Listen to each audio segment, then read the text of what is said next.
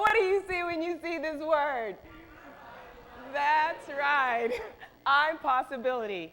In the midst of something seemingly impossible, therein lies the possibility. But you have to be willing to go there. You have to be willing to face the unknown, to answer that question.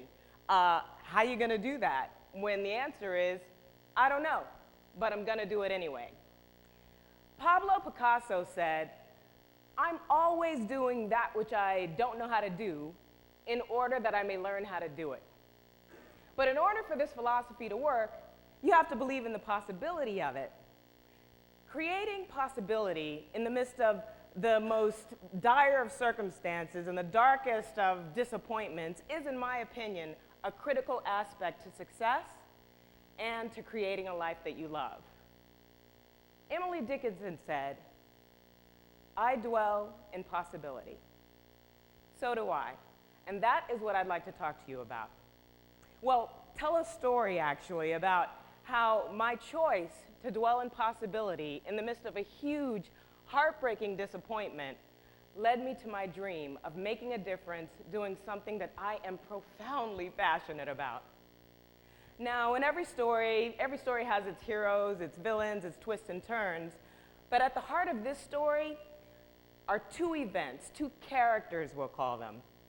One character is a check, and the other is a question. So here we go. Once upon a time in a land not so far away known as Hollywood, I sold a script. And I got a 6-figure check. Woo! Now, this was the biggest check I had ever seen. And this wasn't just any script. This was my first script, the one I was passionate about, the personal one, the one I wanted to produce, to direct. It was everything. And it seemed like everything that I'd ever wanted, or everything that I thought I wanted at that time, was about to unfold. And I couldn't have written a better script, a better scenario for its unfoldment. I mean, I was going to be a producer on it, I was going to direct it, I was going to get paid. It was my dream come true. Cut to the check, the infamous check. So with a sense of wonder and achievement, I bounded into my manager's office. He gave me the check, he congratulated me, and then on my way out the door, he said, can you just hold on to that check for a day? I mean, I'm sure it's good, but you know, they just want to make sure that the money clears. I said, okay, and then I went home to plan the various ways that I was going to use this check to change my life. Cut to the next day, my manager calls and he says, well, can you just hold that check for 2 more days? And then 2 days became a week, and then a week became 2 weeks, and then 2 weeks became a month, and you see where this is going. I was never going to cash that check. It was never made good. Now, to say that I was disappointed is like a ginormous understatement. I was crushed. I mean, I had worked really hard and really long to make this dream come true, and it was becoming a nightmare. I'm not going to lie, it was hard. It was a rough time. It sort of sent me on a path of self-reflection and soul-searching, and I started asking myself all the big questions. Well, I mean, is this my purpose in life, my reason to be, my reason on the planet to sell a script, to make my film? Is that it? Is that all? And of course, the answer that came back to me was, no, that's not it. That might be part of it, but there is more. So it was around this time that I started to do a lot of mentoring and teaching, and I was so surprised at how fulfilling it was to me. I mean, my favorite part was when I was sharing filmmaking with these kids and watching the light bulb go off when they fell in love with filmmaking and it became as passionate for them as it was for me. I mean, I loved it. It was awesome. Enter our second main character, the question. Around this time, a friend of mine sent me an email question. If you could do anything, have any job in the world, what would you do? And I gave this question some serious thought because I felt like whatever the answer to this question was, well, it's what I should actually be doing. So I thought, well, aside from filmmaking, which I'm clearly passionate about, I would probably grant wishes to those kids in the Make-A-Wish Foundation because I've always been inspired by that organization. I love working with kids, and I mean, that would be like being Santa Claus every day, granting wishes to these kids who had life-threatening illnesses? I mean, who wouldn't want to do that? So then I thought, well, why not have both? So I created the possibility of an organization that combined my passion for filmmaking with granting wishes to this unique population of kids. Sounded like a good idea, but I had no idea how to do it. And there were plenty of people around going, okay, so how are you going to do that? How are you going to do that? How are you going to get the writers, the actors, the directors, the money? How are you going to do that, Tamika? And I was asking myself the same question. I mean, keep in mind, this was still a very kind of depressed state for me. I mean, I was still reeling from the debacle of that rubber check. I didn't have a job. I had no money. I didn't know how I was going to pay my rent. And I had no clue as to how to create a nonprofit organization, or any organization for that matter. But what I did have was my possibility. And I was inspired by it. And I committed to it. And I kept believing in it, and I kept acting on it, and enrolling my family and friends in the possibility of it. And the next thing you know, cut to a film set where a courageous kid with sickle cell anemia had written and was starring in a film with Kerry Washington and Michael Ealy, directed by Rodrigo Garcia. And me, on that set,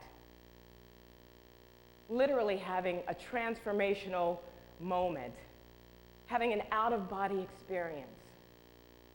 It was a defining moment, a moment of perfect peace and purpose.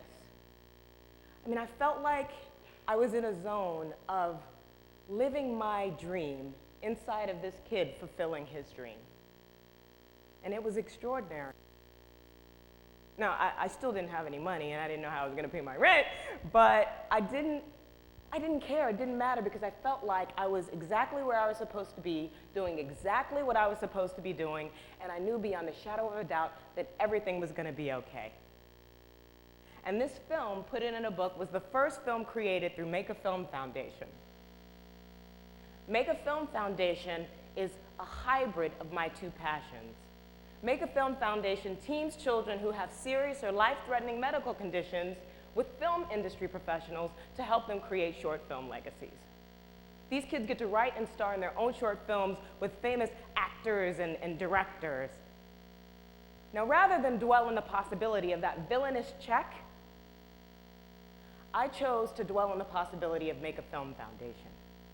And that possibility created an opening for our next hero, our next character, Clay Beabout, to into and to claim his possibility of making his dream come true.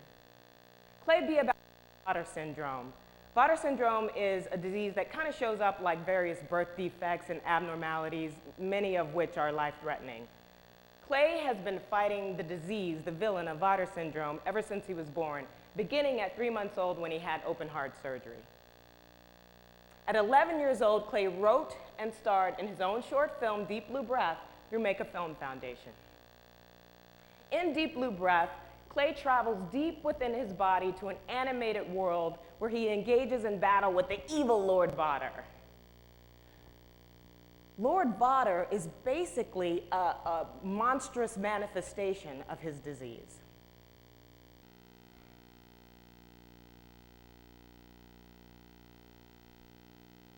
After completing his film and premiering it in Hollywood, Clay went into the hospital for his 40th surgery.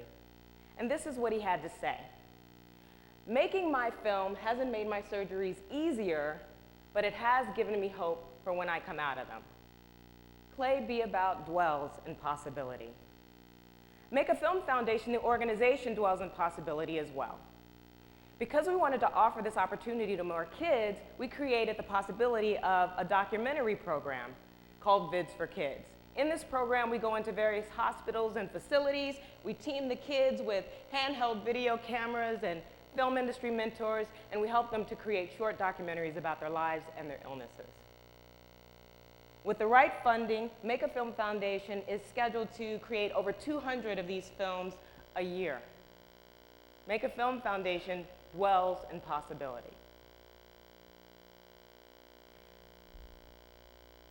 Now, our final heroine, she's just quite frankly the funniest, brightest, most alive soul spirit that I've ever had the pleasure to meet. Her name is Christina, and I'd like you to meet her.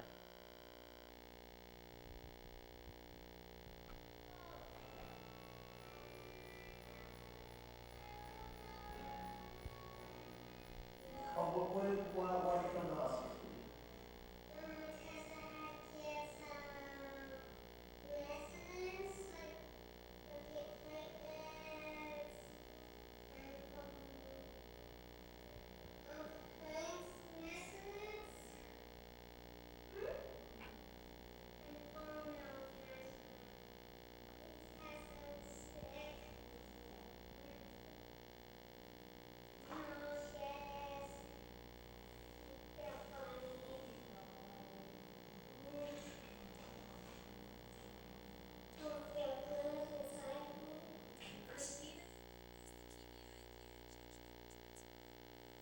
Unfortunately, she has to do treatment over again if that's what they choose because the transplant didn't go through.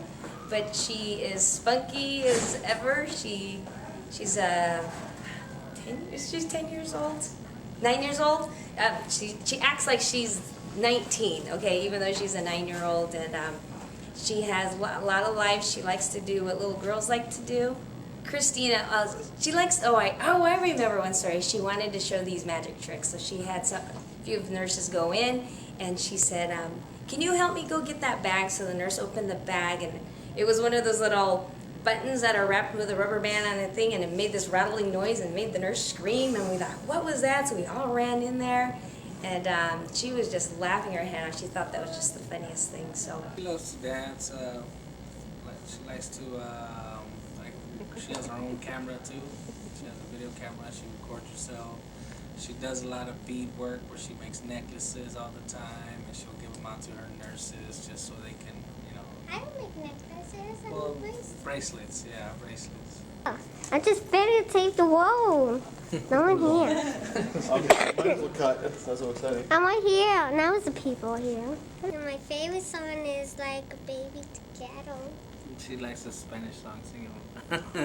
Ready? Yeah, please. Baby together, whoa. I think that's the best way to describe her. She is a brave and strong-willed child that has fought very hard.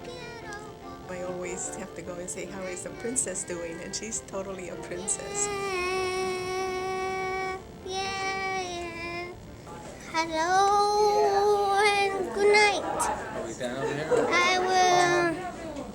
I'll be here all week. Good night.